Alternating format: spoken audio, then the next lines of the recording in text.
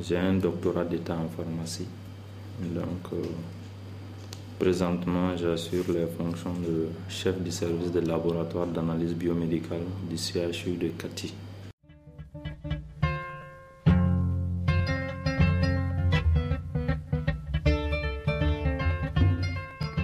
Certes, on les appelle les analyses complémentaires, mais c'est une complémentarité de taille.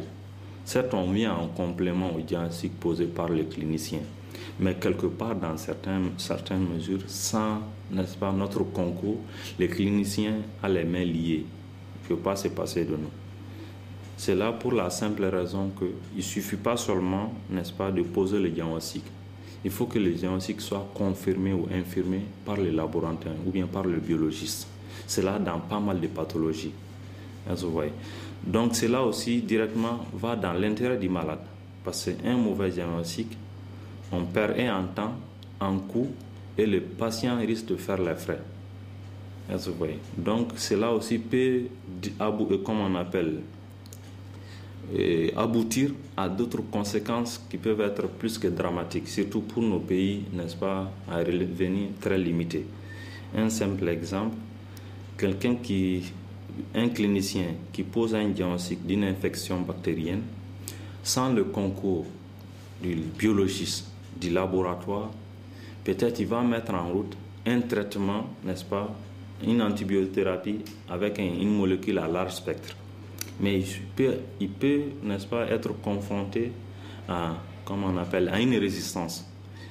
Donc, avec le concours du biologiste, il suffit seulement de lui demander de faire une culture, l'antibiogramme. Tout de suite, une molécule est identifiée comme étant efficace sur le germe. Donc, au lieu de, de naviguer à vue, le clinicien, il suffit seulement de prescrire cette molécule pour le patient et tout de suite la solution est retrouvée. Donc, cela évite au patient une dépense inutile et on gagne en temps. Parce qu'on met un schéma, le schéma échoue, on met un second schéma, un troisième schéma, et si on ne fait pas attention, le malade risque de trépasser.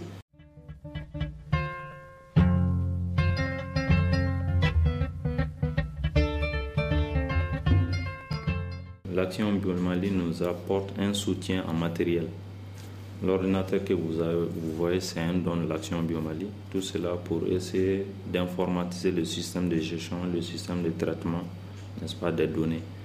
Les matériels de paillasse sont fournis par l'Action Biomali. Je vais parler de la spectro, des pipettes et même des embouts. Et dans certaines mesures, comme on appelle les emballages. Donc, tout cela est de nature, n'est-ce pas, à nous faciliter la tâche. Ça, c'est par rapport au matériel, mais par rapport à la formation. Nous bénéficions jusqu'ici des formations post-universitaires et c'est là grâce à l'Action Biomali.